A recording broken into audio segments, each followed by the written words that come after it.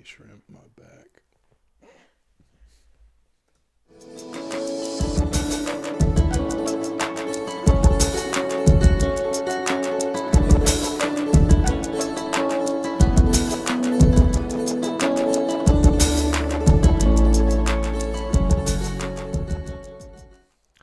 Good evening, the internet.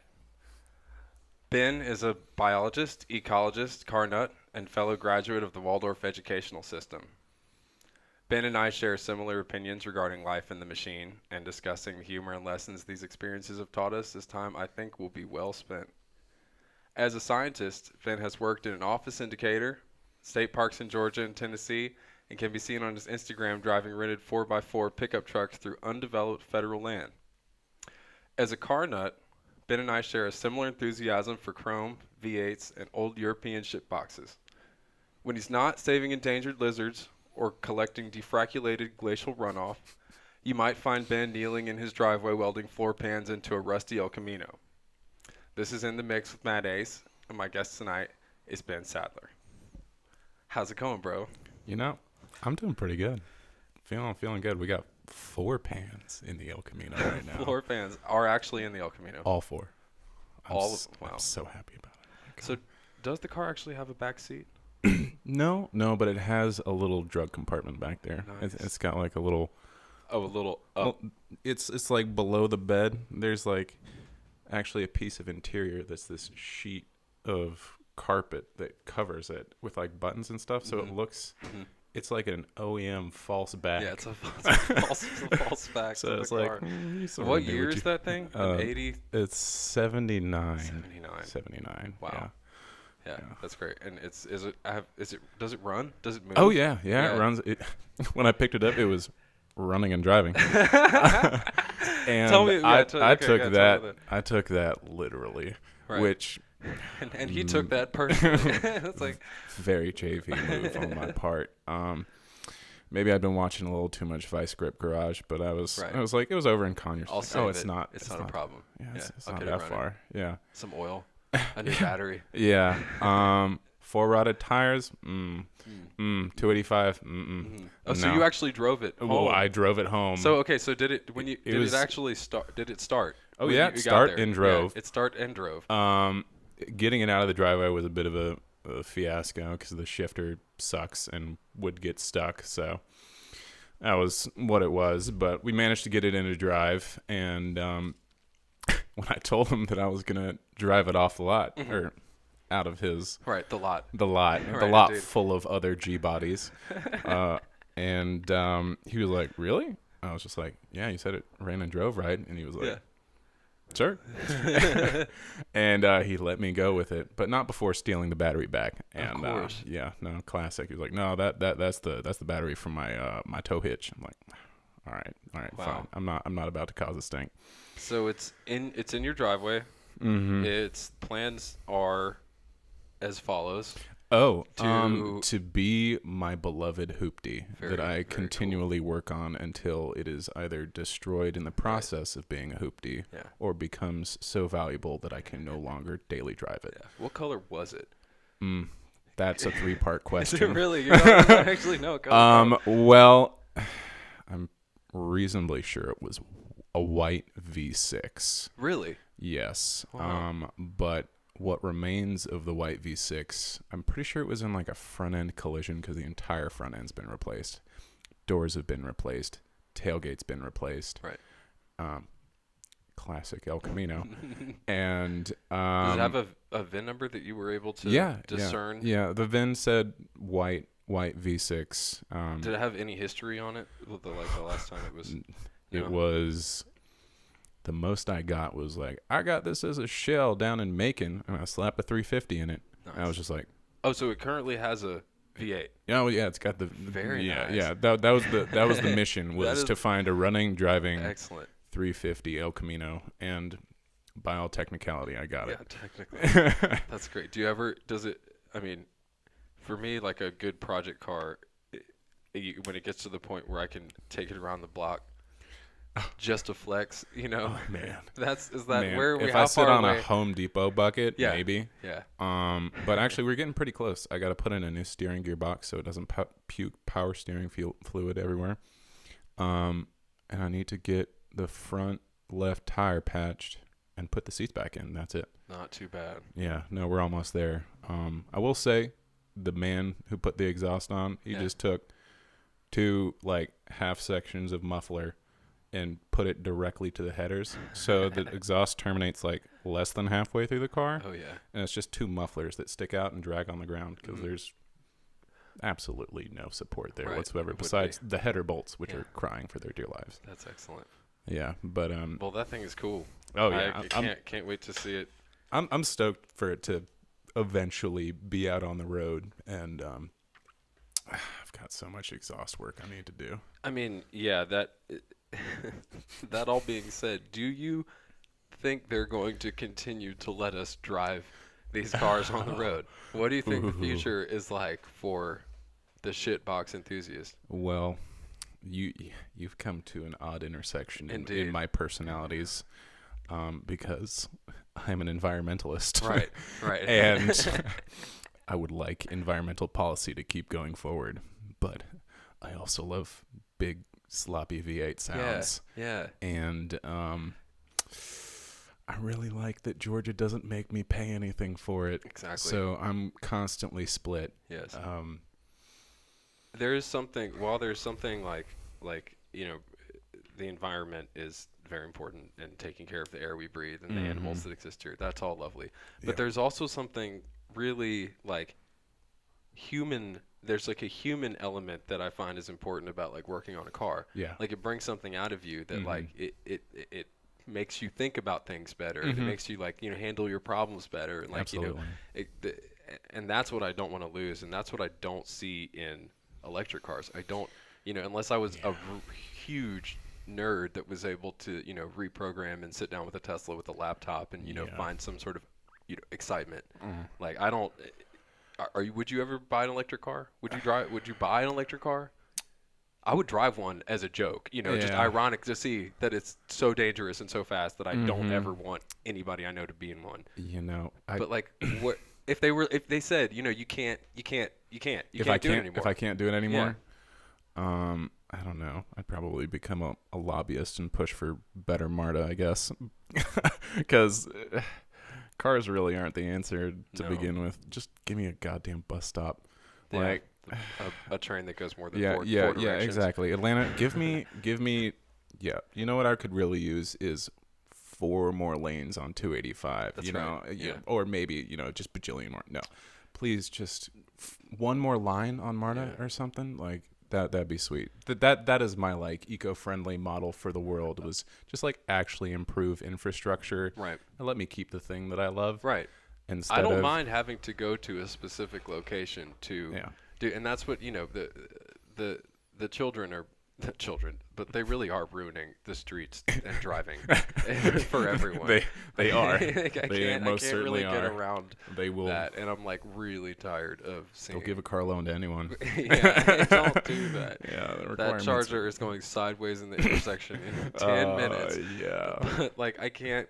But I would not mind being you know, told to go to, okay, now you're allowed to go to this racetrack and that's where you can drive your cars. And now suddenly we like this like weird emergence of counter car culture. I don't know. Yeah. It just needs to. There's something about like driving is so dangerous and people should not be behind the wheel of a car. Yeah. Like they really shouldn't. But at the same time, there's something about like being in the car that's like so peaceful and like you can, you know, get stuff done and think about, you know. I don't know. I really do think that we will lose a lot when it comes to accessibility of sort of character building elements of having a project like that, because having a car, I don't want to say it humbles you, but having a project really it gives you a productive outlet for your life, and also to just have like some challenge in actual enrichment as opposed to just scrolling on your phone and like the actual like. I was so stoked when I put all 4 of those floor pans in. Yeah. Like I have not stopped talking about it. And Sarah Ann's like, Yeah. shut the fuck up. Son of a fan. It's like, But please it's a big sell deal. it. It's like you know, Yeah. you made something out of nothing. Like it wasn't there before, Yeah. and now it'll be there Yeah. for a really long time. You Mhm. know, and it's I don't know. And there's something about like you know, when you take apart something and then you Mhm. finally find out why it was broken, you go, oh, okay, Yeah. of course it was. You know, and like. I don't know, and it's not just cars. It's like a lot of things are like that. I mean, I think about that with, you know, like, you know, like you know, kind of like landscape architecture, like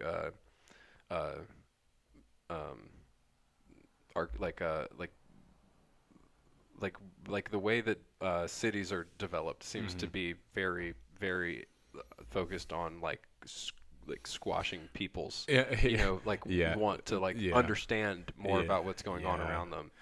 Yeah, and that's about everything. You know, they want to take that away. No, you shouldn't really know about that. We'll just give it to you. Yeah, you know, like don't open source.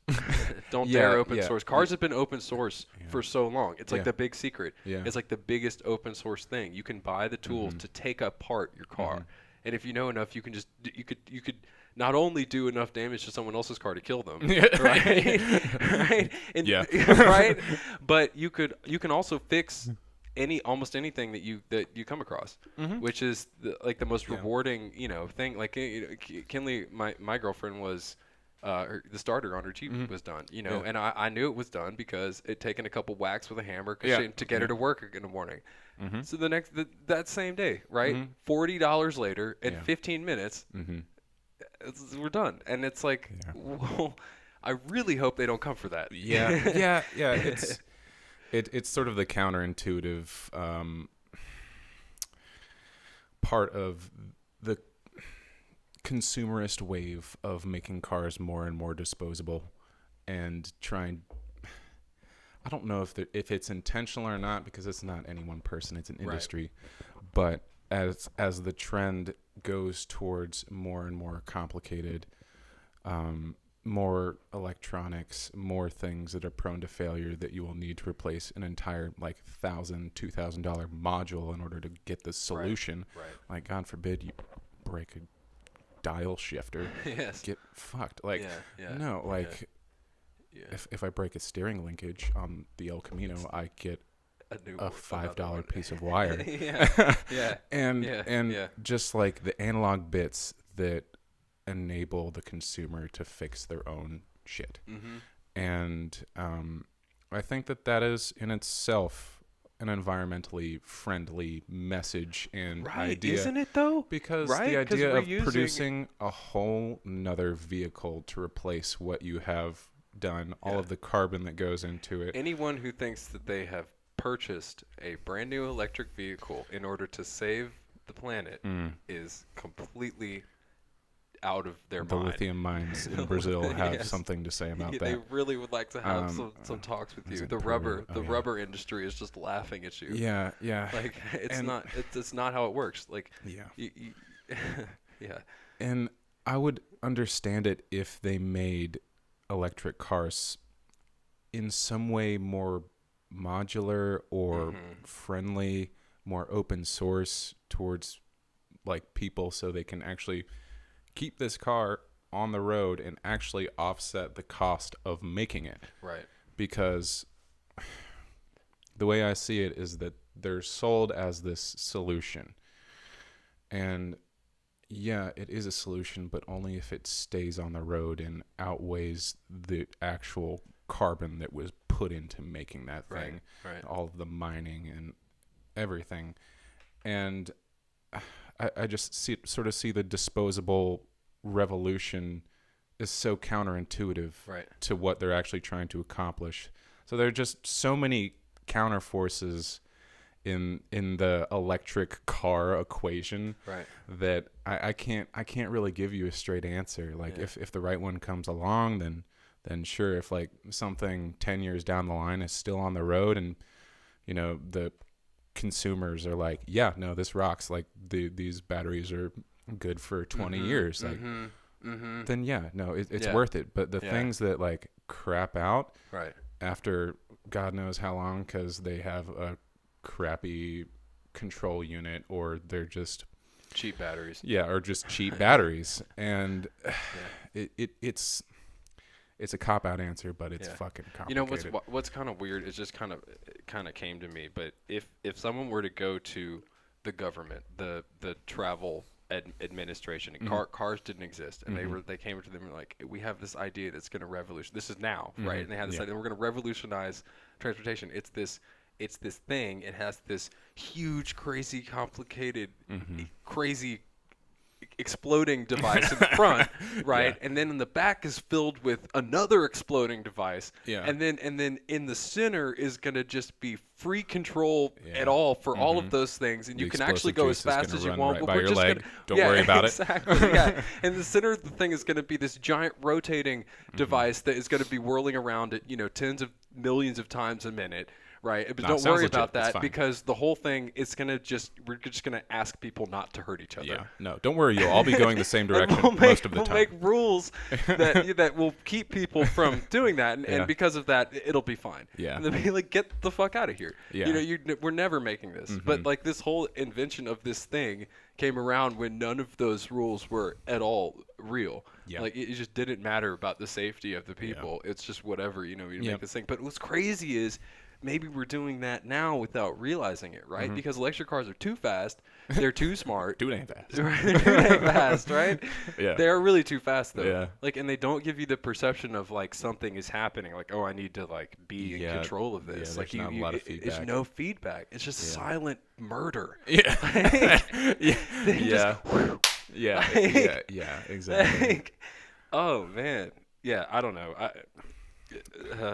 I would say that if the car industry was truly concerned with environmentalism, they would help us build train tracks. Right. Like, right. That's right. sort of. You guys can make money on that. It's fine. Just figure a different way. Like. Yeah, it's just.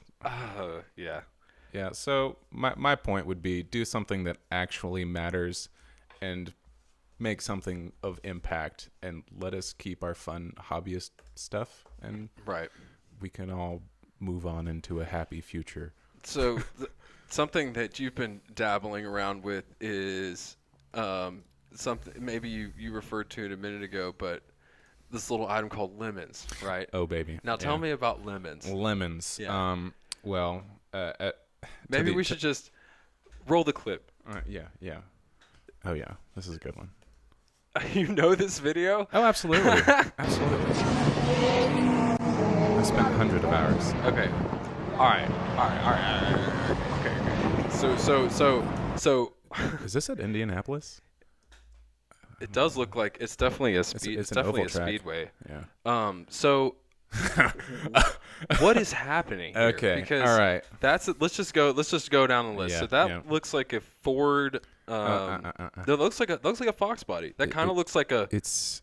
Oh, maybe. Man. This is classic Lemons, because they might be trying to fuck us up by slapping. All right, okay, I'm just gonna go with this. They slapped a Camaro end on the back of a Fox body. That's definitely a Volvo. Yeah, we can agree on that. Okay, and that's a little trailer. Yeah, RV. It is an RV. Probably, but around another car. Yeah. Yes. Right? Okay, so explain what's happening here. So the origination of Lemons. What even is it? What has that roof line? Okay. Yeah, it's a weird. It's like a. Yeah, what is it? It almost looks like a hardtop Miata, but it's not. Look at it's the little. They took the trunk off. It's the little chunky things.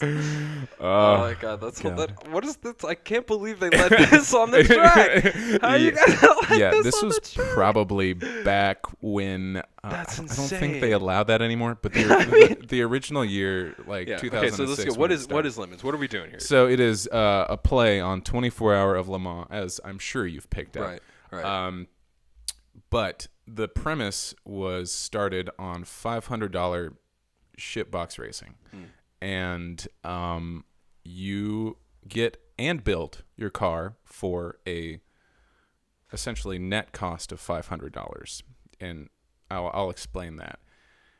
You can sell parts off of your car to offset the cost of your build. Oh, really? Yes. Now, see, I did not know this. Yes, you can. This is key. Okay. Which is why I'm not hacking the dash of the lemon that we've got right now, because my buddy Sam, that's my co-captain, right. he's like, just hack it off so we can get that fucking roll cage in. I'm just like, no, right. we need to sell this and actually do it the right way, because there's an epidemic in lemons of cheaters. Oh, well, no shit, right? Yeah. Because you said $500. $500. And I'm looking at this right now. Yeah. Like, there's $500 worth of paint job on this thing, right? And there's $500 worth of cheap rims and art store supplies. Yeah. And it's a turbo Volvo 240. Yes, right? yes, exactly. So who's 500? How many people? Yeah. How many people put in $500? There's a common saying called $500 my ass, and it's a part of every single lemons video. That's hilarious. But the $500 are restricted to improving the car. Right. It is not. There are no limits on brakes, or tires, or wheels, because they generally want people. Oh, to be stopping. At least a little safe. Yeah. Yeah, right. So it's not completely. Yeah. You're not Safety taking the equipment's piss like not, all the way, yeah, right? No, okay. no.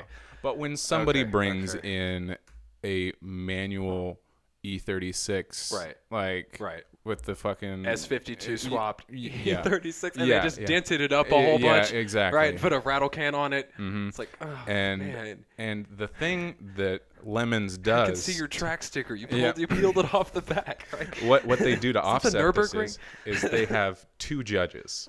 Okay. They have a technical judge, which makes sure your car is safe for the track and up to spec, which almost all of them are. And then there's the BS judge that comes in and essentially assesses whether they think this is $500 or not. Okay. And these judges accept bribes. Just well known. Openly. This is just openly. So the entire. But is it kind of? This is kind of like a tongue. This whole thing is tongue in cheek. The entire thing is tongue in cheek. Yeah, it's right? a mockery of actual club racing. I didn't know how deep the mockery was. Yeah. So I really didn't. People that have very cheaty builds have to have an appropriately sized bribe, and if you have an appropriate sized bribe, then like you're good. But they're also going to assign you a bunch of penalty laps and put you in Class A. Yeah. Because there are multiple classes. The point is kind of to get on the road, though, right? Yeah. You just want to be seen. Like no one is actually like. Yeah. You can't if you're trying to place. They look down on people that actually try and place. Yeah, you can't be trying to do that. Like. And there are some few celebrated successes in lemons where an actual true lemon. A one. Like a Class C. Like actually made it all the way. Yeah. And that's when that's like that natural driver type shit. It's like, well, who was that? Senna? Who was sitting behind that thing? Like, I want to talk to who drove that car because like that's when it's the whatever they say, it's the car, not the driver. Like, come on, or the driver, not the car, whatever. Like that. That's crazy. Watch the tan CRX ahead with the Roadrunner on the roof. All right, okay, so there he goes. There he goes right there. Okay. Got tan CRX. That's a white CRX, but okay. 944 on the side. Another 9. What is that? What is that, a 928? That's a 928. Yeah. That's like a $10,000 V8 Porsche. Yeah. And like, what is that doing on the... I will say another exception that they will make is if your car is of exceptionally shitty quality, like build quality, like they know there's no way this fucker's gonna complete the number of laps that we give him. They just assume they that just it's let not you go. gonna make it. Yeah, I mean, that would be fair with the 928. I wouldn't expect that. Is it actually 24 hours? Is it actually 24 hours? It depends on the location. Oh, okay. So Atlanta, we do ours at Road Atlanta in Brazelton. Yeah. And there are sound restrictions, so they do 2 8-hour sessions. 2 8 hours. That's not bad. So it's 16 though. hours. No, that's not bad. Yeah. Yeah. Do you keep after you finish 8 hours? Do they tally up the place? Then you start in that order the next time, or do they just do it's a rolling start? It's a rolling start, cool. and most of it is they keep tally of your laps because you have a different number of laps. Do you have a little transponder?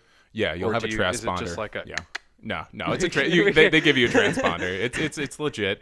It's the most legit shitty mockery of racing that you've ever seen. At least they're keeping track of the laps. Like at the very least, like it's actual wheel-to-wheel racing. Something that no one cares about, right? The places that we're keeping track of that. No, exactly. At the end of every Lemons breakdown, they're like, oh, and like here's who won Class Because A. I don't care. Because they do not give a shit. Don't care. And then when someone actually cool, they're like, we're gonna do something different this week and actually talk about who won the race because look at this 3rd gen Accord that made it in Class C. Right? And I'm like, hell yeah, brother, I have faith.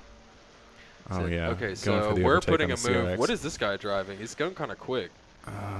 Woo! We're saucy. He's lost it. Oh, he's all over the place. Whoa, he put it. Nope. Oh, he's coming back. Oh, he's staying. He's coming back. He's taking everybody out. Dude, you've really tried to stay in it. Yeah. About a half hour later. Okay, chasing. Just the don't MTGT. correct and just take it into the grass. I mean, buddy. don't try and like gas out of it. Like what?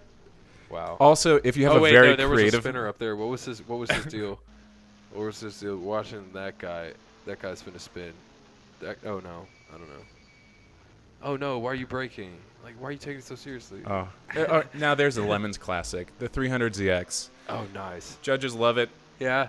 They love to overheat. It's not a so they're never worried. car, but yeah. Yeah, they're never worried that you're about to like kick ass. Now these guys, E30s. Oh. Back when it started, E30s were the hot shit, and like you could believe that they got them for $500. Oh, he just put the move on the 300. Watch him sandwich this poor guy. Up the inside. Yeah, with the late brakes. Oh God, what is that? What is that? What is left of that? What is actually that? That's an E30. Yep. That's an I don't E30. know what that is. I don't know what that is. That's like a little MG like kit thingy. Yeah. Like a whatever. It's probably got a Miata engine like, or something. What is that? What was that car? Like I don't know. The things that this they is honestly love. like this is like a commuting in Atlanta trip. It's like, I took this picture of this dude. I took this picture of this fucking Altima yesterday. And I didn't because I don't need to. Because it was missing everything that they always are. Yep. It had nothing left on the front end. The wheels were about to fall off. Like it was riding on 2 donuts. Yeah. Like it was just I was like, how? And it was still just like, wow. You know who I feel like a good contender for second place and being the most Altima is the Kia Optima GDIs. Yeah. They possess like such a a sister energy to the Ultima. Yeah, They're always beat the hell up. Yeah. They might be 2 years old, but no, it's already missing the bumper. I mean, the Nissan executives putting the 3.5 V6 in the Altima, just like they're not gonna put their foot down right now. They'd never do that. Yeah. God. That's hilarious. Okay, I think we're going to get some action. I think we're going to have some action here. So, this exhaust sounds terrible. Oh, all of the exhaust sounds terrible. Awful. I've been to 2 races in person now, and it just sounds atrocious. Just terrible. Yeah. Okay, we're putting another move on a little trike. It was like a tyke car. Oh, what is this guy driving? Whoa! Oh no! The 2 for 1. Oh boy! Peace out. That's me. Okay, we got the submarine. 300ZX as well. Very tasteful build there. Okay. If you have a good theme, they love a good theme. It's a submarine theme, yes, right? Okay. Yes. So what is his theme? What is that? Oh God. What is that? Oh, it's a little Tykes. It is a little Tykes. It's a little Tykes. There are a couple on of little on a Honda cars. Civic. Yeah. Full roll cage, no roof though. Yeah, absolutely. No, but like there's so many No exceptions for cheaters. Like if you actually put effort and bring the spirit of Lemons into your build, you're good. You're good. If you bring a cup car with stickers on it, they are going to assign you, Lame as and hell. I'm not over exaggerating, 500 extra laps. You will have no hope. You just won't get to you ever will not finish. have You'll just, any hope. You of can finishing. just drive, but you'll never get to actually finish. You won't count. You'll DNF as soon as overtakes. And it won't mean anything. But honestly, that's kind of funny. It fucking rocks. Like it doesn't matter. Like the whole thing doesn't matter. Exactly. Oh man. And the people that it does matter to, when they actually succeed on their like little grassroots builds, it's just such a victory. Doesn't matter where they placed. If they completed their laps, like that is my mission. Complete the laps we are assigned. Don't blow up. Don't so they put give it you into they the give you a fucking certain is it the classes get certain laps every class or every person? Classes get a set number of laps, and then if you pass BS inspection, you have no penalty laps. But if you have, I don't know. See, this guy, he acted like he's all that, but his is bringing not, it in a little too hot. So okay, so you are kind of racing in your class now. Yes, Are you aware, or when you're on track, are you aware of the other homies like in your class? Are you like, okay, I'm gonna make this list. I got the garbage can E30. Yes. I got the Pinto Bean, like Fox Body. Most people in the class, like, I think, have found each other in the paddock because everyone's just sort of hanging out. People will like drink and have fun after. Like there's a lot of bills that like the Outback. Oh, it's the Pikachu Outback. Yes. I haven't seen that one before. That's hilarious. That rocks. 4-wheel drive. Yeah, it's honestly, really taking it easy. Yeah. That's great. Now that is just someonene's Toyota or whatever. What is that? Is that a bring her back, homie. Okay. Wait. Yeah. It's what is it? Is it a? It's a Civic. It's a Civic, but it's got some it's a kind Civic, of. Yeah. I think angel wings. I don't know. Maybe it's like a Cupid's. It does just look like they pulled up and took the license plate off. Yeah. Yes. Yeah. Toe.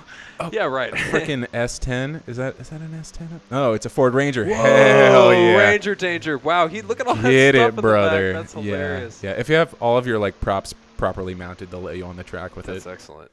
And it's still just terrible. Yeah. It's atrocious.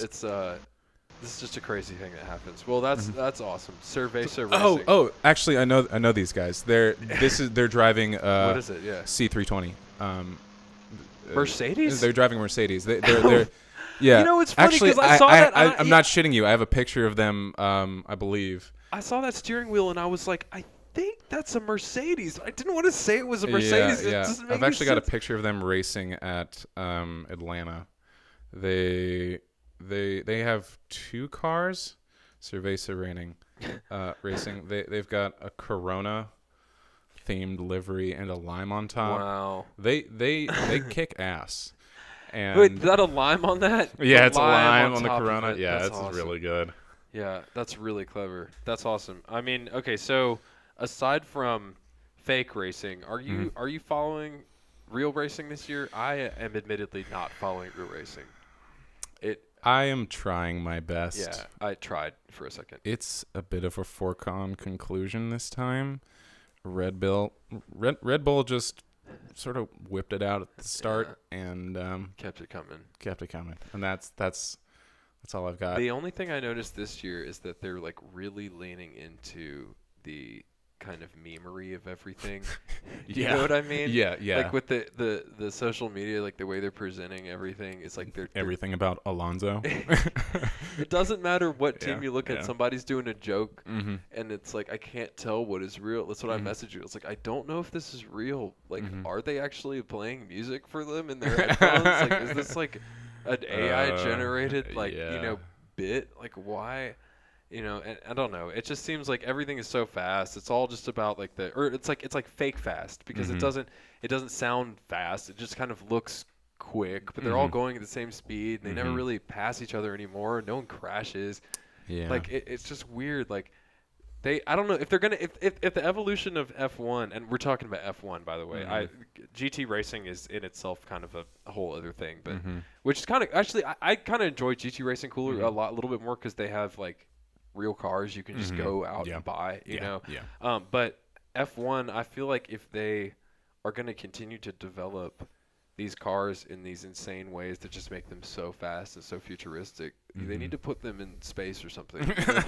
Put them around like the Large Hadron Loop or something. Like, let's just see who can go VMAX for four and a half hours in a straight line, or like upside down. Let's do the upside down. Let's have a tunnel, right? Exactly. Let's do the tunnel. Make it more Hot Wheels. Like you guys are already. I was about to bring up Hot Wheels Yes. because there was an amazing PlayStation 2 Hot Wheels game that had so many good tunnels. And I've just already got the whole thing. Like, I've heard this hire for years. me, Liberty Media. Like, I will build you a track. I mean, just give I'll me a test couple the hell $1 billion. out of those games. I'll give you so much ideas. But like, I've always heard oh, they make so much downforce they can drive upside down. Yeah. Okay, fine, then do it. Yeah. Right? Like, because they can fall on their head now. They have these ridiculous angel halo bullshits that keep everyone's head intact. Yeah. But they're not. I don't know. There's like this really depressing graph I saw of the top speed of, I think it was Spa, and it was like the top speed. And it was like I looked at it and I saw it on Reddit and I was like, oh, cool, top speed, man. I bet we're just fucking killing it now. And it was like just a straight drop from the 90s, like the 90s. Yeah. It was just like 245 miles an hour, and then just like, no, they're not like.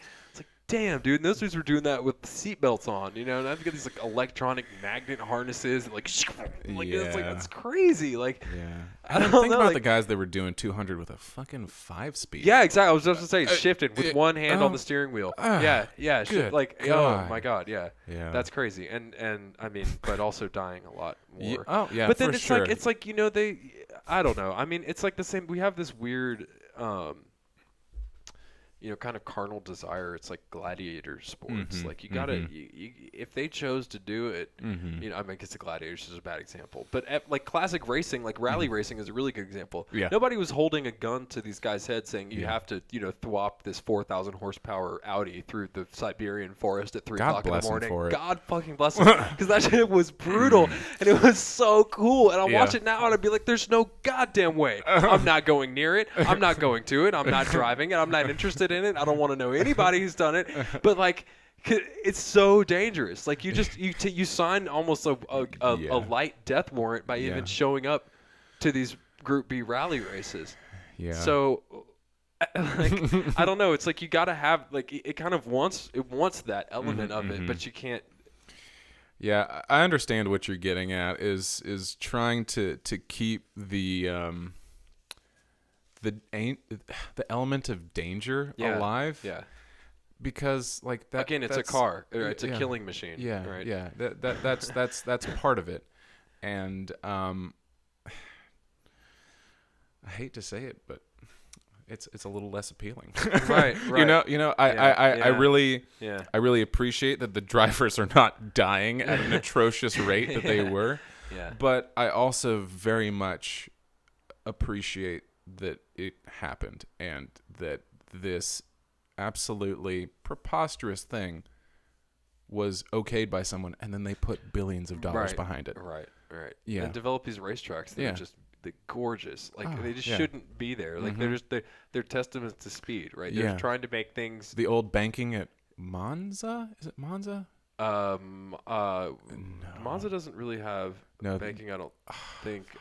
Forget it. There's some dummy. The Nürburgring has some dummy banking. Oh yeah.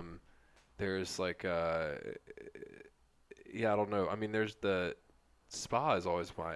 I love playing Spa on Xbox. Oh yeah. Because you just like it's like not possible. Like you die like more times than you're supposed to do. Like the first turn, like flat out, like all going the way like down the hill and go up the hill and then through the that bank. hill. Like, I always. It only works if you don't watch what's happening, and that's what I've heard racers talk about is that they're driving to what's coming. They're not driving to what's happening, and so like you like, and it's like this thing that almost lets them disassociate from the fear of death because they're not. You didn't just die, so you can't die, and so I'm just going to keep going forward to that other place, and so they. It kind of it's the same thing we were talking about working on a car, right? You unlock this like hidden kind of like human like click like oh my god I'm like advancing and like weirdly like that's just tight. genuine ways to advance yourself, and I don't know, it's just like a tangible accomplishment, that you can push yourself to that height, and just having that option available is, I don't know, I think it makes people cooler and I think more genuine. There's some, I don't know, it's for me it's like motorcycles are like a big no, like I don't really like motorcycle racing is also, it's too scary, like it really is. It scares it's the so piss out of me. Sad, like it scares the shit out of me, and like there's still actually pretty brutal motorcycle crashes. Oh yeah. And these guys are they're just gone paralyzed like forever, and it's like I guess that's still well and alive, but I wouldn't really recommend anybody do that as an outlet, right? No. Like you'd be safer, Yeah. I don't know, testing guns or something. Yeah. Like, Testing. just- This like, bullet. this Yeah. bullet, yeah, I'm a bulletproof jacket tester. Like that's terrible. Like, Yeah. oh man. Yeah, motorcycles are a hard no. My mom was an insurance claims lady. Okay. And Yeah. when she told me that there was only one thing that I could do to get disowned, and it was buy a motorcycle. Yeah. She was like, "I'm not gonna watch my son die." It's not from my friends that ride, as they say, ride Yes. their bike. It's a bike, first of all. Yes. It's a bike, and they ride it.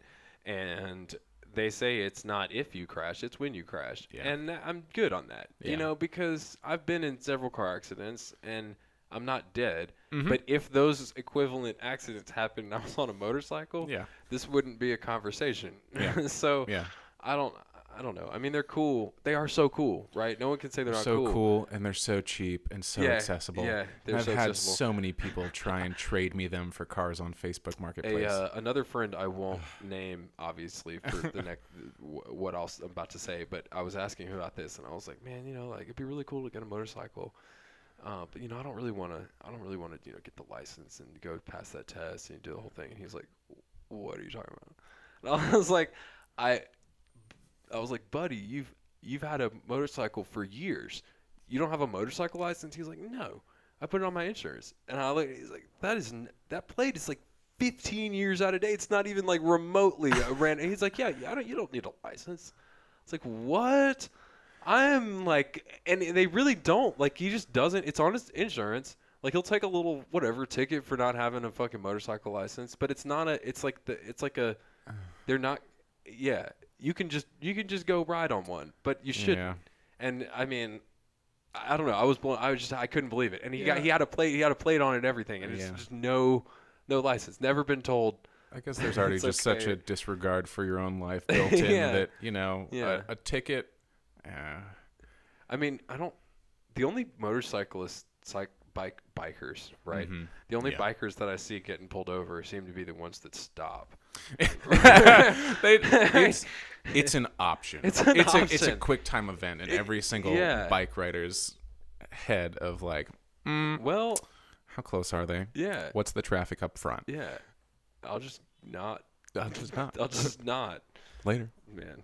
No, I'm not about that. So we've done F1. Do you have anything coming after the El Camino? What are we doing? How's the Honda for the Lemons thing coming? What's on that? Lemon needs some attention. Yeah. I put a new carb on it, and I guess I'm becoming the boomer that knows things about carbs now. Oh yeah. Which I didn't think was going to happen to me. I thought I was going to be like working on like fuel injected turbo Hondas for the After rest of my the life. EMP wipes everything out, Yeah. I have right here dystopian carburetor knowledge. Okay. All right. Yeah, it Word. said right there. We're good, man. I got you. Yeah. It'll be straight. Yeah. There's no problem. Yeah. Yeah. I mean, Yeah. it's good to know. So, wow. Yeah. Wait, But- why does it has a carburetor? Yeah. How Yeah. old It is is. that It is car? the last year of carbureted Honda cars. Wow. Is 1989. What? It's the dying gasp of the carbureted generation, and there is an God. appropriately matching number of vacuum hoses and environmental doodads. It's the only way I could call it. There Messy are. spaghetti. It is the ultimate messy spaghetti. If you looked under, you understand. Yeah, yeah. You had an SL. Yes. Right. Yes. So you understand vacuum Oh spaghetti. yeah, it's terrible. But you look at it and they break into 1,000 pieces. yeah, yeah. Yeah. Except for this carburetor has what looks like, I could only describe it as like a Star Wars saxophone out of like the Mos Eisley Cantina. And yeah. There you go. I really want. What is it? A Civic, an Accord? It's an Accord. It's an isn't it? Accord. Yeah. So if you can find a engine bay, Go oh, for- there's the engine bay picture. It just can't. It's triggered. Yeah. Triggered already. Oh Jesus! Look at that God, thing. Yeah. So that's actually what I put on my car is Okay, yeah. that because Yeah. it has an infinitely infinitely smaller number of vacuum hoses that go to it. But there's literally this black box up in the top right that has 10 vacuum hoses coming out of it that looks like Cthulhu. And it attaches to this jazzy space like saxophone that attaches to the carburetor and God knows what else. And like 15 other vacuum actuated solenoids and all this other crap. Yeah, that's the EFI. You don't have that, do you? That's her. So it's underneath all that. So that's the little Cthulhu module right there. Yeah, look at him. Here's all of our EGR fun time, all of our 80s emissions tech. That is terrible. So we've just chucked all of that, and now there's just this gasping open space right here, and just one tiny little carburetor. Nice. And it's nice. It's very simplified, but it's actually got a pretty live community for these third gen, the 3Gs, the 3G as they call themselves. And they've actually been super helpful because as like in Atlanta, like a local guys. Or no, guys on forums. Yeah. Like the actual like. Do they have 2006. a clever name for their forum? What is it? Is this it's called 3Gs. 3GEEZ.com. Oh yeah. Yeah, exactly. That's the appropriate response. That's pretty good. And but like the guys are still active on there because I was so used to like the E24 forum where it was just dead. A forum post from 15 years ago. Yep. Someone asking the same exact question that you are needing right now. An answer from 5 years ago. Yeah. Someone saying, I have the same problem. Did anyone ever get back to OG? Yeah. And then you saying, hey, bro, did you ever solve your problem? That is the hilarious. authentic car project experience is finding despair in a forum post that someone has already found despair. Yes. I wonder if those dudes in the forum, they can still get their, they log on to their Hotmail server. Yeah. They say, oh, look at that. He did find out what happened to his EGR valve in 2003. Yeah. Hey, Martha, it was the vacuum actuator. It was the vacuum actuator this whole time. 15 years later, this one dude has the knowledge, like somewhere in Idaho, that I need. And he just, won't post it. Yeah. That's hilarious. But God bless those dudes. They have saved my ass for vacuum leaks and all that shit. So yeah. Do people call you with their car problems? Yeah. Yeah. Yeah, they do. What was the last? Because it doesn't even matter with the crazy. What was the last car problem somebody called you? Last car problem. It's usually a sibling. Yeah. It's almost always a sibling. Yeah. And it's we're not allowed to call about flat tires anymore. They know this, right? Because that's what my family understands. They're not allowed to call. You cannot call me until you got a flat tire. Oh, it was my fiance. Okay. She called me. Yeah. And it's a 2016 Subaru Forester. Great car. But I'm already a little lost. Anything? Okay. It's got a CVT in it. And she was coming back from groceries. I have nothing. Yeah. I have zero. Yeah. And I was literally only able to tell her, like, your transmission is fucked. Like, that is it. She was like, why is it making the sound and, like, not going right? Because you have a badly designed part of your car. Yeah, exactly. It was like, because this is the disposable trash that they put into cars now. I have a vendetta against CVTs. Damn. But it's literally you call someone, hey, the craziest thing is happening. I'm putting my foot down. The 2016 car's 6 years old, right? I've got a 24-year-old car out, and I would love to have some problems with, right? This 6-year-old car. It's getting louder, but I'm not going anywhere. Yeah. I'm done. Yeah. We have a major issue. Yeah. It's not just turn it off and turn it on. Yeah. Like, it's terrible. Yeah. And my friends that have older cars, they know how to deal with it. Yeah. Because that's just like, I guess, a part of it. God damn. I don't know. So slipping CVT in the 2016 Subaru. Subaru. Yeah. That's not good. They replaced it. It was under warranty. So thank God. But it's $6,000 in work that, like, you don't. Why? It makes me so sad because, like, there's so many like Hondas, like so many Civics new that I think, oh, like wow, that's a really good body style. Right. And I see that Dude. all of them have and CVTs. it's not even a bad engine. No, And you it's know not what? a bad I'm engine. warming up to front wheel drive. Yeah. I'm not gonna lie. Yeah. I could get into it. Yeah, yeah. Right? Yeah. Like fucking there's a front wheel drive burnout. Tell me it's not actually hilarious because I hit that pretty shit and I funny. get to go out and I go, hey, it's right here. That's right here. Yeah, it's pretty. And you just it's like pretty fucking funny. You like drive out of it. You're just like, "Hey," It's a little bit of it's a so self-aware funny. practice. It definitely is, cause all the time, anytime at Yeah, all, yeah, anytime at all. yeah. Especially when I'm starting on a hill, no problem. It's like here I am being a dumbass. Like, Oh, but then that's like funny. the Scat Pack guy's like, I'm cool. Yeah. You're like, no, It's you're like, not. why? You have You're like not. You're zero so self-awareness lame. here Like, right you now. don't know how to drive, and it's so annoying. But man, yeah. So yeah, new cars. Let's see. I had a boy. I don't mean to. I think he actually does listen to this, but my buddy Will Ingram is going through. He was actually my guest last week. Wayuka Will. Man, is he not going through some car shit right now? He called me. I'm gonna put him on blast. It's a 2010. We got a 2010 Nissan Xterra. Uh-oh. And he called me or he texted me and he says, It's not a great era for Nissan. Not that Nissan's had too many great eras. yeah. He goes, sorry, this is terrible. Is it a bad idea for me to replace my starter on my own instead of having Firestone do it? Just got alternator and battery replaced, and my shit died on me while driving. And I said, record scratch, right? Yeah. Because, buddy, right? And if your shit is dying while you're driving, it's not gonna be the starter. And they told you this. Oh my goodness, I can't believe this. And they got him for an alternator. They got him for a battery. They got him for battery cables. They got him, and then after all that, it just happened as soon as he drove back. Did they from ever the thing. read a single code? Right.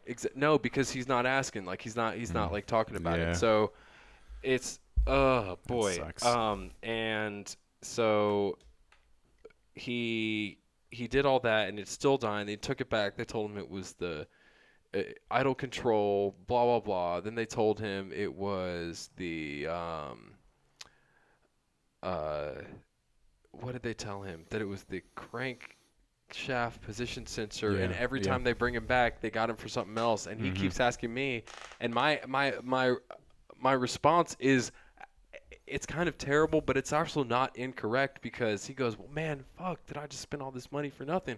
Well, no, man, because now you know it's not that. Yeah. Right? Yeah. And now you have like that. And Yeah. like, if that's how, if you are the kind of person that just, puts your car in the shop, like, sure, just replace everything, right? Yeah. Just keep replacing shit. And now you won't have to replace the alternator next year, or need a new battery in 2 years, or need new tires in 3 years. And by the time you actually get down to this list, you'll actually have taken a lot of care of the car. Yeah. Mint So- 2010 Xterra for sale, by the way. Everything replaced, right? Yeah. Everything Yeah. replaced. Because by the end of this, everything's replaced. But for me, it's like, I start doing that and I get really frustrated. I'm like, what are they really doing back there? Oh man, that I can't. I've got a good Nothing story for they're you there. doing. I used my fiance's old shop because there was this surge that I couldn't figure out on the 5-speed Accord wagon I used to have, and I brought it into their shop. I'd replaced a bunch of stuff on it already, and including the part that they sold me. So this guy, I won't name him, even though I would love to shit on him and on blast. I'm just not that kind of dude. But unnamed Decatur technician has my car for about a week and calls me back. He says, "Oh, it was your distributor cables." I was like, "That's odd. I replaced those 4 months ago." And I asked him, Well, the things that go bad once a lifetime. Yeah, sure. And okay. I didn't tell him that I replaced him, Right. Because Right. I just sort of wanted to Now we're just playing. and Just see the game. Yeah, let's just see track your it game. down. Right. And he was like, "Yeah, no, my technician found this like frayed wire and all this stuff." I'm like, "Okay, I'm gonna humor him. Maybe it was the distributor cables." And I started up, pull it off the lot. $130 later. Yeah. And Actually, not immediately bad. goes, Yeah. "Ooh." I'm just like, oh, son Like, of a bitch. No. And I wish that I had less self-control in that Yeah, moment. yeah. Because I was too nice, too kind. Always. And, just bringing these little personal vows with me that I will never do business with this man again. Right. But I got it to the right shop. Mm-hmm. There's this guy that I will put on blast, Avondale Independent. Nice. They fucking rock. Nice. Honda shop. Nice. He has such a different tone. I said, hey, here are the symptoms. Here's what I've done. What do you think is left? Yeah. He was like, sort of sounds like a throttle control issue. I was just like, huh. He was like, yeah, you can get them for $40 at like pull apart. I was like, thanks. And that was a conversation on the he just phone. didn't actually need your He business didn't or anything. sell me He was just talking anything about with it. that Yeah. conversation. That's crazy. Yeah. And I'm just like, that's how you do business. Yeah. Because later on down the year, I mean, of course, I got the new throttle body, Mm-hmm. fixed it, $50 solution Yeah. to 4 months of woe. And my clutch goes out. I'm just like, oh, man, I do not have time to do a clutch job on my daily. No. So I bring it to him. Absolutely not. And the man gets $1,400 of my business because he is not a chode. Like, it is not that hard to just be an upstanding person. Like, it just work with Yeah, people. yeah, like, yeah. for God's sake. Yeah. Like, there are just so many You people. can't trust mechanics. I Yeah. mean, it just sucks. Like you Yeah. you can trust that one that you find. Yeah. But you are going to You have to- break yourself finding that one dude. I mean, what you do, that's great. Mm-hmm. But it's like people always expect, like when they do people call with car problems? They expect you to kind of have a answer that's not going to involve them taking their car to a shitty mechanic. But it's like, well, it could be this, it could be that, it could be that. You're gonna have to go here. Okay, but when I went there, they told me that was going to be $4,000. Yep. It's like, damn it, dude. Am I going to have to go there myself? Give them my number. Like, but it doesn't. Yeah. That's the worst. And that's another thing, like this mechanical fluency that I feel like we will lose as electric cars become more prevalent. Like it's just like more ripe for sort of predation. Right. On like the end of the mechanics. Yeah. Because there's so much more behind closed doors. There's only so much you can like make up about an internal combustion engine. Right. Once you've had like about a year in the sauce, and you're just like, wait, no way. Why the fuck are you selling me that? What are you talking about? Yeah, exactly. Yeah. It's like, What? So you obviously didn't test drive my car and Yeah. sold me something I didn't Yeah. need for $130. Duh. Yeah. Okay, later. Yeah. Bye. Yeah. And like, I am no longer giving that person my money. But like that's the thing that I worry about is like the people that will prey on the consumer in that way. And the more things that are behind curtains of technical expertise that you can just get taken advantage of on. Mm-hmm. It's not just cars. Yeah. It's like It's just so many things that are becoming far more advanced than Yes. the average you and me Yes. can handle. Yeah. And of course there are things that we can do along the way. I don't doubt the perseverance of the maker and the modder and the open source community. Mm-hmm. I think that they will change with it because they are some persistent motherfuckers and they rock. But technology is one of those things that you can't really, just replace some stuff on it to keep it rocking with Yeah. Although I say that, I like to play this little game. How old do you think this little monitor is? How old do you think this monitor all right. is? She's serving early 2000s bulkiness. We've obviously got we're out of the CRT era. This was in your cool professor's house in 2002. Yeah, I think it's an 05. Okay. Yeah. All right. Yeah.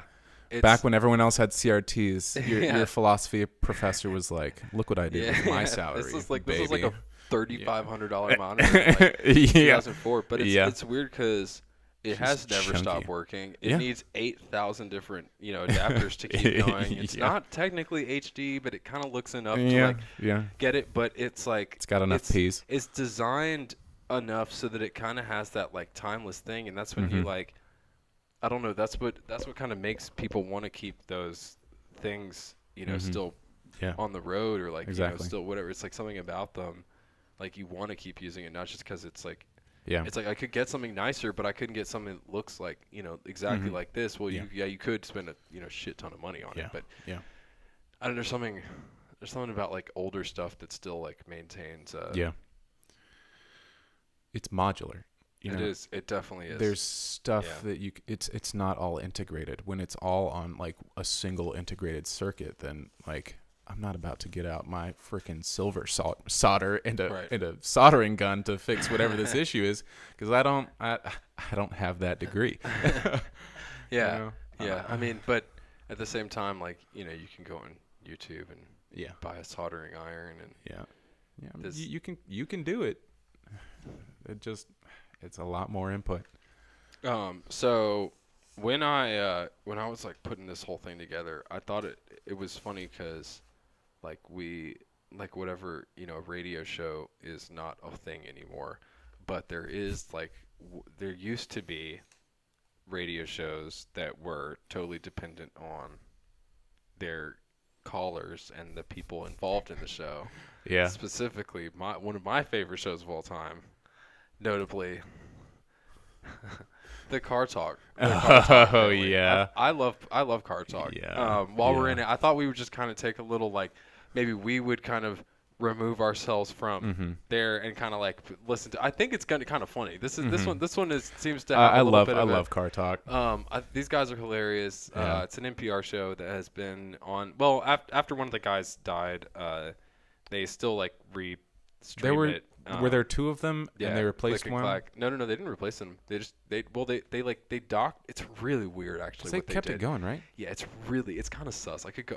I will actually go off on this. Okay, so when Ray Magliacci Side died, quest unlocked. yeah, yes, when Ray Magliacci died, they continued the show, but they took older episodes and replayed it, but they asked the other brother to still stay in studio, and so basically he like fills in little gaps like in between, and so you'll hear like this like modern, you can tell because the mic like you can hear a change in audio Mhm. quality. Yeah. And he'll be on there and he's like, hey, it's Tom, like super happy to be here, like it's another Sunday morning and listening to Car Talk, and I'm like sitting here with having my cup of coffee and it's whatever, and, like if you 1-800-255-8275, like whatever, Car Talk, and then it'll jump cut, hard cut Yeah. to a call, and then suddenly it's the two brothers back To a decade and a half to a earlier. decade and a half earlier, Yeah, where it's yeah. the two brothers. But then, like after the end of the call, like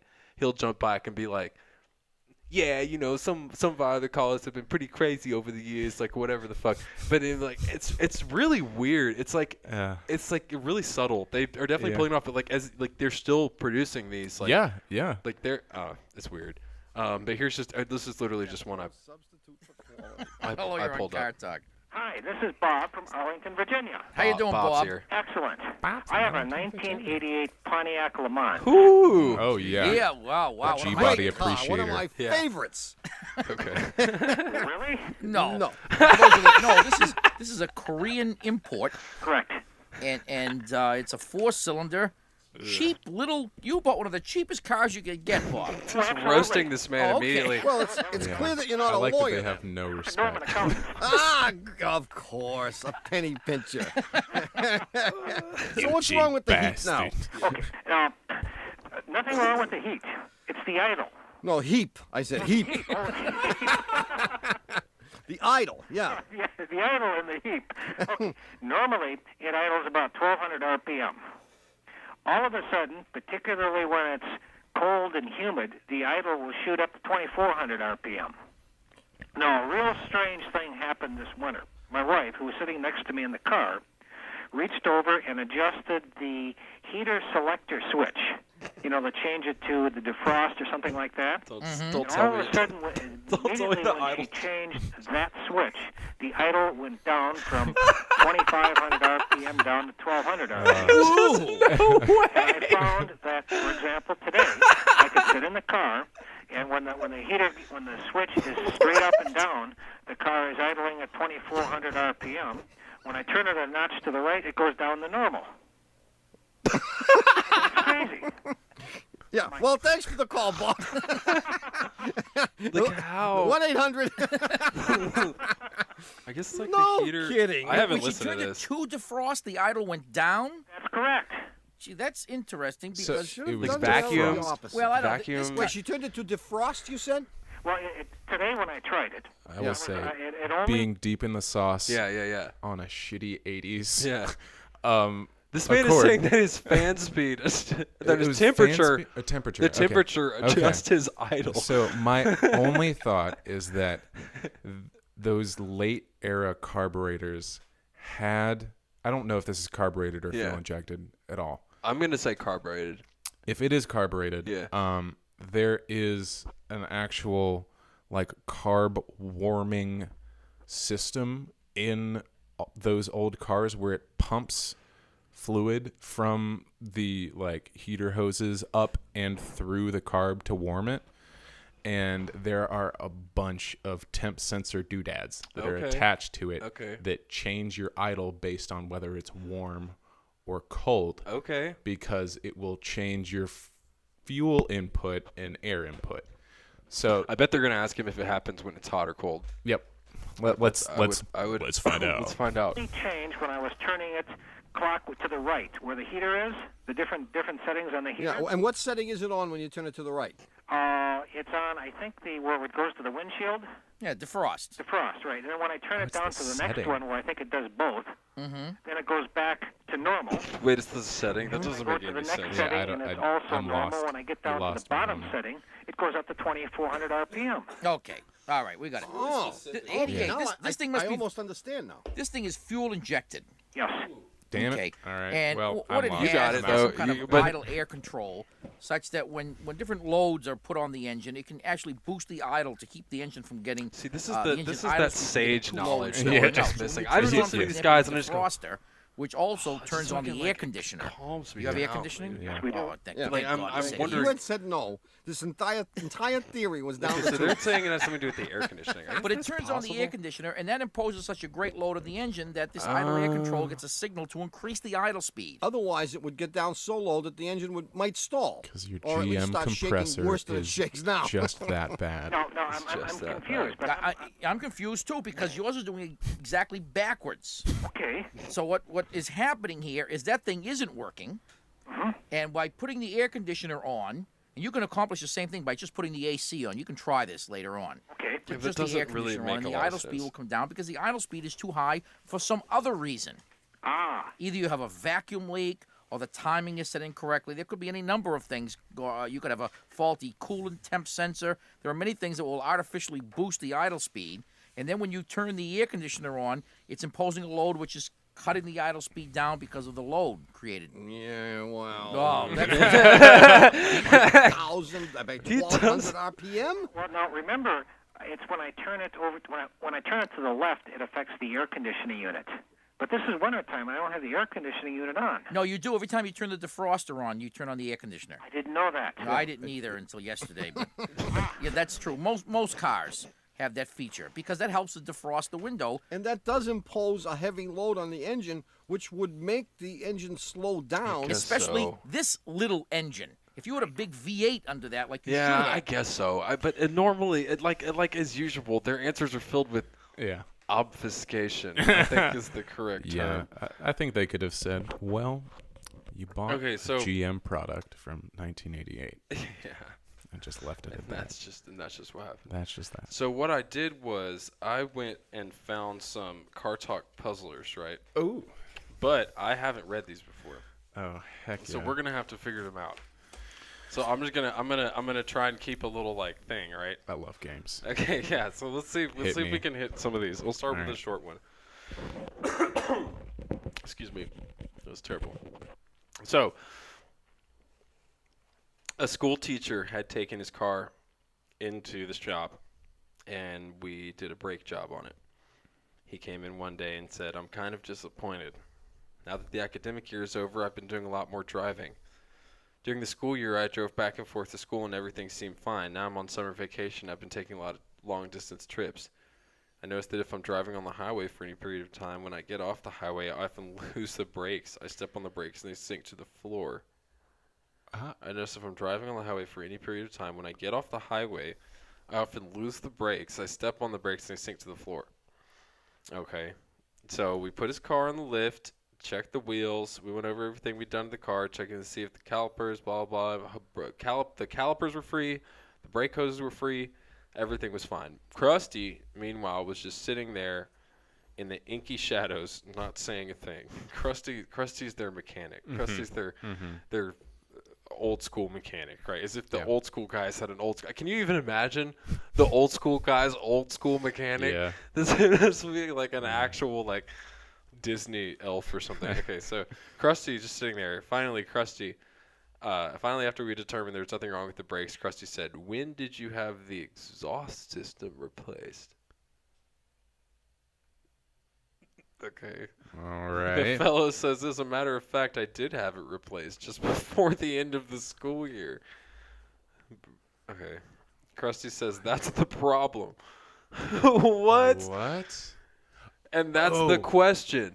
You got it? I think I've and got how it. in the world could someone's exhaust system affect his brakes? Is the exhaust routed in a different location? Is it like too close to a brake line, or was there not a heat shield put back on? That's a good Because thing. if a heat shield, You're going brake boiling. that is my take, is that it's that. it's hot I brake think that's what it has to fluid be. creating air bubbles. What Krusty knew was that we had eliminated everything else, and without even looking, he knew that the people who put the muffler in the exhaust system had done something awful. They had put the exhaust pipe touching one of the brake lines. Now the exhaust temperatures can run upwards of 500 degrees. Brake fluid boils to something like less than 300. See, that seems like a bad design, though. Like, why what would it- exhaust goes that close to a brake line? Thing, sustained high exhaust. What Blah, blah, did blah, it? Did blah, it say what kind of car it was? It did. It said a school. No, it did not. Man. That sounds like a American car. Yeah, I was about to say like that's probably another That GM vehicle. Sounds like a GM product. Yeah, So no, he we're drove just the gonna thing do a at little sustained high crisscross speed in the underneath summer. here with our brake lines, Wow, so right we got underneath the heat shield. It'll be great. Great Brake, job, Lee Iacocca. You Brake crushed it. boiling. I'm gonna put spoilers on these. Okay. Oh yeah. All right. Okay. In 1936, a company made and sold a vehicle that could go 100 miles an hour. In 1936, a car company made and sold a vehicle that could go 100 miles an hour. It wasn't the first vehicle that could go 100 miles an hour, though it may have been their first. It wasn't the first vehicle that could go 100 miles an hour, though it may have been their first vehicle that could. In 1936, you can still get this car today. Not the one made in 36, that is. You can get the modern day version of it. What is that car? Okay, it's something. Train car. Ah. That's my guess. Yeah. Yeah. But 100 miles an hour in 1936, a train car isn't going 100 miles an hour in No. 1936. What model? In 1936, a car company made and sold a vehicle Vehicle. Okay. that could go. Okay, so what was going 100 miles an hour in 1936? Was it an aircraft? An aircraft was definitely going 100 miles an hour in 1936. Was it a wasn't motorcycle? the first vehicle that could go 100 miles an hour, though it may have been their first vehicle that could. The answer to this can't just be an airplane. Yeah, that would be such BS. You can still get this car today. They go on to Okay, call all it right, a car multiple Okay, times. all right. So, okay, we're looking for a car Car. made by a car company in 1936 that could go faster than 100 miles an hour. Chat? I do actually have a chat. I just kind of assume no one's ever in there. Yeah. They're not gonna help. Y'all are no. I'm gonna say y'all are no help. All right, so I'm just going through the makers that still exist. In 1936, a car company made BMW, Mercedes, Porsche. You can still get this car today. Not well, the one made in 1938, nothing German, right? No. Because they were Yeah. making tanks at that time. A car. Yeah. The question is, what was that? God. If it's 1938, No, 36. 36. 36. 1936. A Okay. car company made and sold a vehicle that could go 100 miles an hour. It could go 100 miles an hour. That could go a car company made and sold. I don't know. It's got me stumped. My pre-war car knowledge is absolutely scuffed. All right. Now, even though you gave me this puzzler, I got it immediately. I think it's bogus. I mean, I don't know how many car makes and models were made in 1936 that are still made today. That would narrow the field a lot. Well, I'm going to tell you that the answer is the Buick Century. Oh my Wait, Lord. it could go 100 miles an hour, hence the Century name. Really? Wow. Well, I need to fact check this. Okay. Thank God for the internet. Shout out Really? to my So boy Sammy Diffin, a connoisseur of Buicks. Well, you'll need to run this one by him. Apparently, Yeah, the Buick, a 1936 Buick Century, can go 100 miles an hour. That's amazing. I have to show you Sammy's Buick on a second Okay, while you're okay, looking okay, that up. He just got it in yesterday, and the thing is an absolute boat. Just absolutely exceptional. It's actually got boat in the name. It's a 71 Riviera boat tail. Riviera, yeah, the boat tail. Wow, Yeah. that's crazy. Let me see if I've got That's a picture of the awesome. rear glass. Oh yeah, look at that thing. Yes, God, yes. it's a rusty piece of crap, but it's so cool. Okay, so Buick that Century. thing was going 100 miles an hour. Can I get a dyno pull? I guess I'll just get a driving. Hit Maybe the this wiki. Yeah, that's a good call.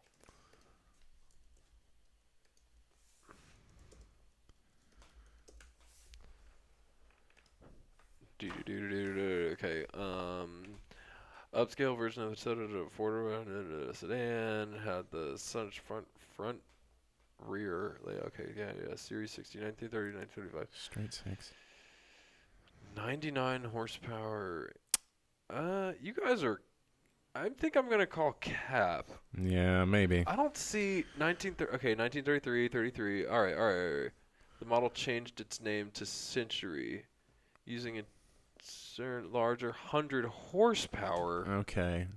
100 horsepower does not mean 100 miles per horsepower hour. does not mean 100 Especially in miles like per 5,000 pound vehicle. hour. Yeah, I mean, look at that thing. It's massive. The thing yeah. is not doing 100 miles an hour. First generation. Oh. While the Century butted an overhead valve, 233 cubic, straight 8, 93 horsepower, 141 horsepower, 100 miles an hour. Hence the name, the Century. All right. Cool. Well, Wikipedia said it, so it's I mean, true, how right? long? Yeah, exactly. Yeah, I've never read anything misleading My on elementary Wikipedia school before. teacher is crying. Yeah, I don't know. That is kind of bogus, honestly, because how long did it take that thing to go 100 miles an hour? Like 0 to days. 100 in Let's say 15 let's say minutes. slightly bogus Buick.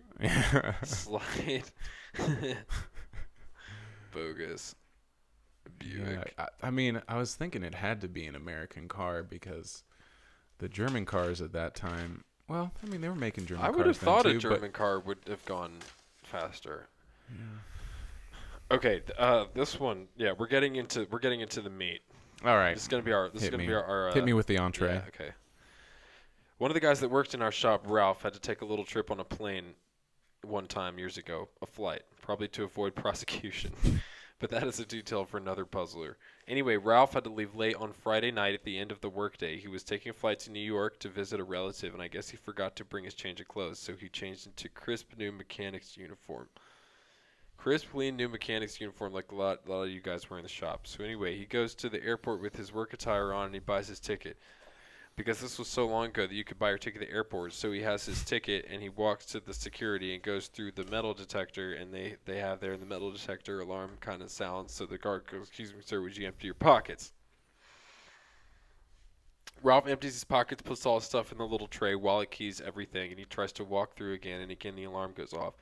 So they ask him to remove any jewelry he had or his belt and to try to walk through again. He does that and then walks through a third time, and the alarm goes off for the third time. So finally the guard looks at him and says, "What do you do for a living?" And Ralph says, "I'm a mechanic. I fix cars." The guard says, "Oh, okay. That answers it." So what is happening here? And here is a hint. It wasn't just auto repair mechanics that were having this issue. And remember, this was a long time ago, so this issue never happens now. Oh, I got it.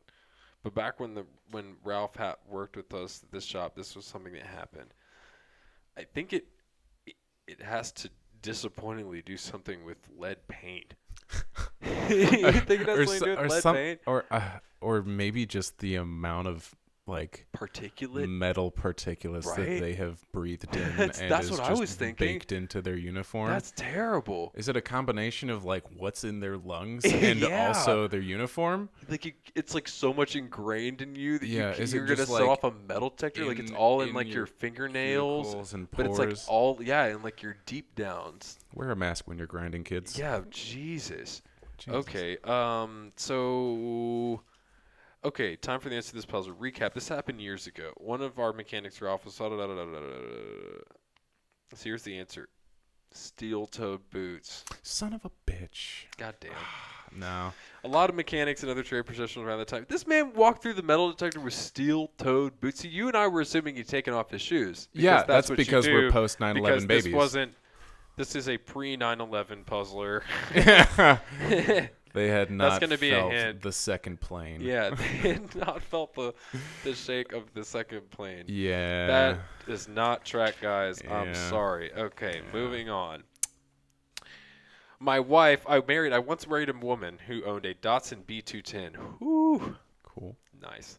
But one day I had a problem. I pushed on the brake. Again with these brakes. Yeah. I pushed on the brake pedal and it almost went to the floor. I didn't panic. I just pumped the brake pedal again and it came back. I had the brakes checked out and there were no leaks. No problems with the master cylinder. The calipers were fine, blah, blah, blah. The wheel cylinders were in the back were okay. Still the problem persisted. After much observation, I determined that it only happened after the car had been driven about 40 miles an hour for 10 minutes or more. After that, if I hit the pedal again, it would be okay unless I continued to drive on the freeway, in which case it would reoccur at 10-minute intervals. I took it to garage after garage, and no one had any ideas. Wait. After that, if I hit the pedal again, it would be okay unless I continue to drive on the freeway. Are we going to shoot these brake boils? Okay.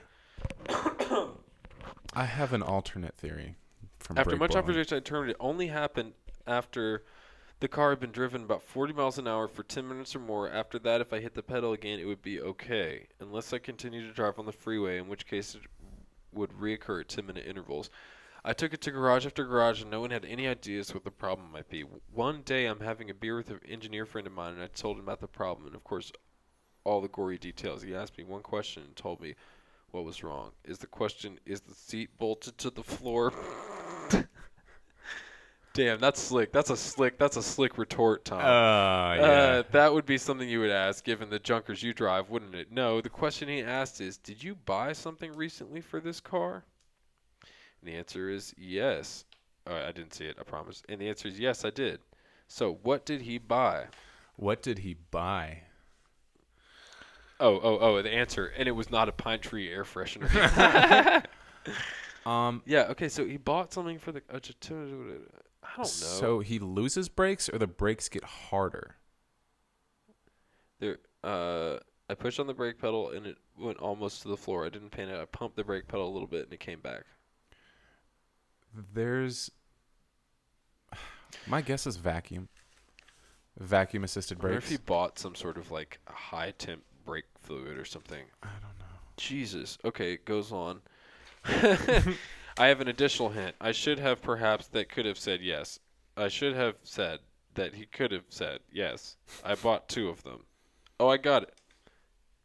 Wow. See, these guys are actually really smart, man. Floor mats. Wow. Floor mats. That's actually crazy. Yeah. That's crazy. He said he stepped on the brakes, and they what? Hold on. I stepped on the brakes. I pushed on the brake pedal and went almost to the floor. I didn't panic. I pumped the brake pedal a little bit, and it came right back up because it was stuck on the floor mat. It was stuck down on the floor mat, and he pumped it up. That's wild. I had the brakes checked out. Everything was straight. Yep. That's straight out of a just out of the shop from YouTube. Do you watch those? No, I don't. It's like mechanics just sending the most ridiculous shit that they see in cars. And a lot of it's like, oh, my turn signal doesn't work? Well, why is that 5-pound lanyard on your like turn signal stock? Oh yeah. Just like I've heard a rumor that the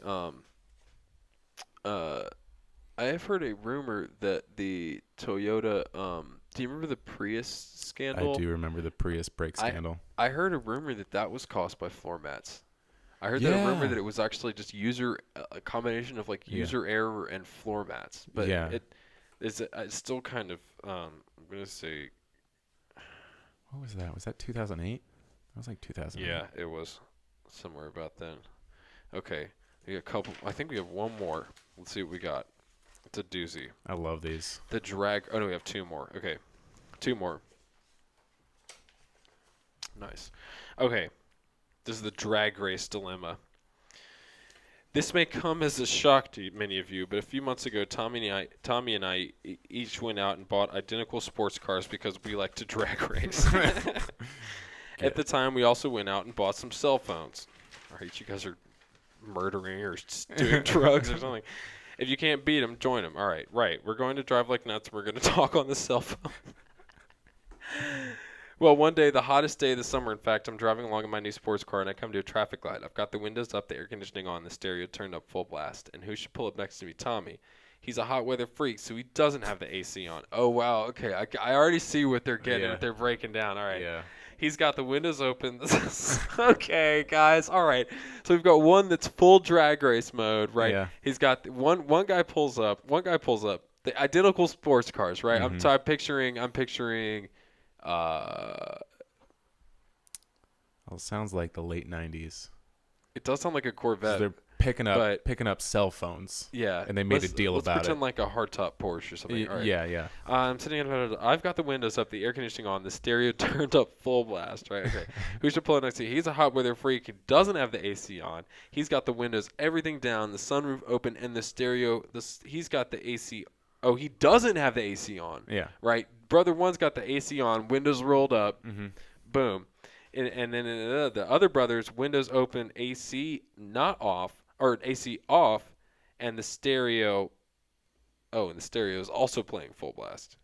Okay, both brothers are playing the stereo, full blast. So they're just. I call him on the cell phone. Pulled up next to him. I call him on the cell phone and say, what is with these cell phones? Okay, you want to drag race to the next light? He says, of course. The light turns green and we floor it. Now, assuming that the cars and the driving skills are identical, the question is who wins the race and why? All right, I think the cell phone bit in this is just so they have a way to communicate while the radios are on. Yeah. So they're both playing the radio like crazy. Yeah. We have one that has the AC on, and his windows are up. I mean, there's that Miata joke about how like your turbo button is just like turning your AC compressor off. Yeah, I think it's that. That's your push to pass. Yeah, I know. I think that's relevant, but I think it's more important to be streamlined. Yeah. I think that the slickness of think the they're trying to windows throw being us off up with the radio too. I think the only thing that matters is the windows being up or down. I can get down with that. You might think that Tommy wins the race. Why would I think that? Because I've got the AC on, and that's robbing the engine from power. Yeah. And even though he has the windows open and the sunroof open, we're both playing stereos full blast. That loss of power is getting the wheels because the air conditioning is on.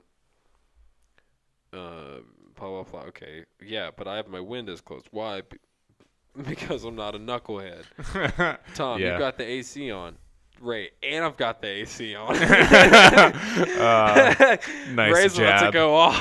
Yeah, you wouldn't have had the windows closed if the AC weren't on. And more than that, here's a little piece that's missing. Most cars have built into their circuitry a throttle position switch, which lets the computer shut the air conditioner off when you floor the gas pedal.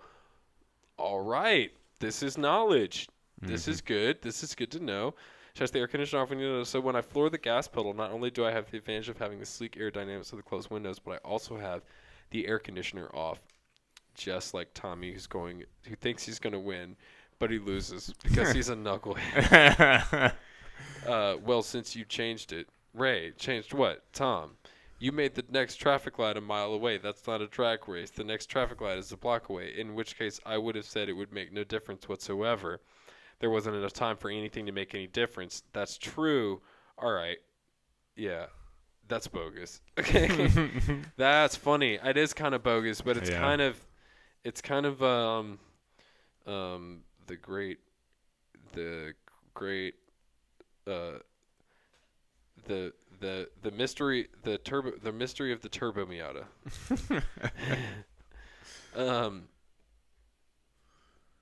All right, last one. This is going to be our last session. Wow, we're an hour and a half in. Fantastic. Word. Good. Filled my time gap.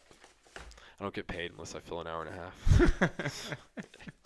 half. Actually, I was briefly recruited for this like pyramid scheme streaming service, and they reached out to me, and they were like, it was like a LinkedIn thing, and they were like, hey, we have this new like company or something, we're interested in hiring like creators to like stream something, and I was Collab? like, what is this? Like I'm kind of interested. I'm like, I think it's a total scam, but I'm kind of interested. Yeah, you got to see where it leads. Yeah, I mean, she took the time to actually message whatever, so okay. So I like tuned in. She was like, okay, well, we're going to have a little a Zoom meeting or whatever, and I was like, okay. And so like she sends me this Zoom link, and I like log in, and it's like all these people, and I was like, what? And they were like, we're waiting on King Harold, and I was like, oh no, oh no, King God. Harold? Yeah, what? All right, so King Harold shows up, and it's like this it's like this cross between TikTok and OnlyFans, where it's like, but plus a pyramid scheme. It's like a multi-level marketing, like, where the more people that you sign up to be part of the streaming service, the more like they'll parcel off of their algorithm for like bumping you up in their algorithm, and so the more like it was like I was like, oh no. Dude, I was out there so fast, but it was weird, like how like, and yeah, it was strange, and so but their whole thing was that you had to stream, you had to give them 10 hours a week of streaming, and it didn't matter what you did, you could just sit there, like this would contribute to that. Like I could just be lying to you, and I did actually do that, but I didn't. And this would be right, but you give them 10 hours a week, so it'd actually be 2 hours a day, like 5, whatever. And then they give you like money, but they also just own like everything, and then you also have to maintain like your standing, and then like get other people to join up, and they have to be doing well, and then the people that they get have to be doing well, and as long as like you're producing content, like you will get paid. But I like went on this little Reddit dive on it, and they said that like they would like the people that had done it were like obsessed with it. It became like they're like Nutriboom kind of thing, or like they're like whatever the fuck, like bow boom, like, oh, have you heard whatever the fuck. And then but this one dude on Reddit was talking, he was like, yeah, like, hey bro, long time no talk. Yeah. I just wanted to present you with an opportunity. Literally. Yeah. And he was like, yeah, the people, like I would have like 500 people in my live stream, and like they wouldn't even be like talking, like none, they're just bot like viewers, like you would just give you like fake numbers, like to make it like you seem like, and so this whole thing is just totally wow, like so yeah, wacky. It was whack. It was really whack. There's like, no quicker way to like lose a core bit of myself, like core bit of my respect for someone than like seeing them go live on man. an MLM. Oh, dude. It's so cringy. It's like it kills me. I'd rather you start a travel blog, travel Instagram, which is literally also anything. pretty terrible. But yeah, no. Oh man, I literally one in the person I hierarchy, know. I think I could put QAnon believers above multi-level marketing. Yeah, because at least like the QAnon assholes like believe in something like I don't know. kind of like I guess it's like you just man. I'm not supporting QAnon at Oh, all. no, I hate not them. at all. Fuck those guys. But that's just how low I rank multi-level marketing. Just like Yeah, it it's is so such terrible. It's so terrible. I had kills me. stumbled on this one. So I have this one client at my day job, and I haven't really heard from him for a while because I know that he's involved in this MLM, this Jesus-based MLM. Oh no. That's like a training. It's like you train pastors to train other pastors to train pastors, and that's the whole program. It's like you can train these leaders, and like, dude, it is so see-through. And I looked at it and I was like, oh, Brian, because he tried to get me on it. Like I called him, he was like, Yeah. hey, I'm having some problems with my truck, like blah blah Yeah. whatever. And I was like, oh, cool, how are you doing? He's like, well, it's also actually so amazing that you asked me that because I've just had the most amazing thing happen to me. And I was like, oh my fuck. This is like, what they actually need I to teach can't- in schools. Yeah, This like how to not fall into scams. Like Bro, anatomy of scams needs to be a basic curriculum. But there's also too much money in that, so Yeah, I don't know. Why would they ever put that? Also, in the school like system? I don't know. I mean, most of the people that fall for that, I mean, as long as it doesn't ruin your life, like you might as well just learn your lesson quickly. I mean, we've all had that friend that just gave a little bit too much to a homeless person that ended up like robbing them or staying on their couch for like 3 weeks. They had to call the cops and ask them, whatever the fuck. Like it just gave them a little bit too much money and but okay. Anyway, as we're wrapping up, we'll finish it with one puzzler. Let's see. It's an automotive joint. I don't believe I have any other. Actually, belay that, dude. We're actually gonna go On belay. We're gonna go off, dude. So I went to the candy store. Oh, word. Look what I found at the candy store. Was this from Lidl? Or I don't where? know where it was. I don't know what the candy shop is called. It was at That It was rocks. at a Crocs. Not what is it? Ponce. Kinley. Where was the candy store?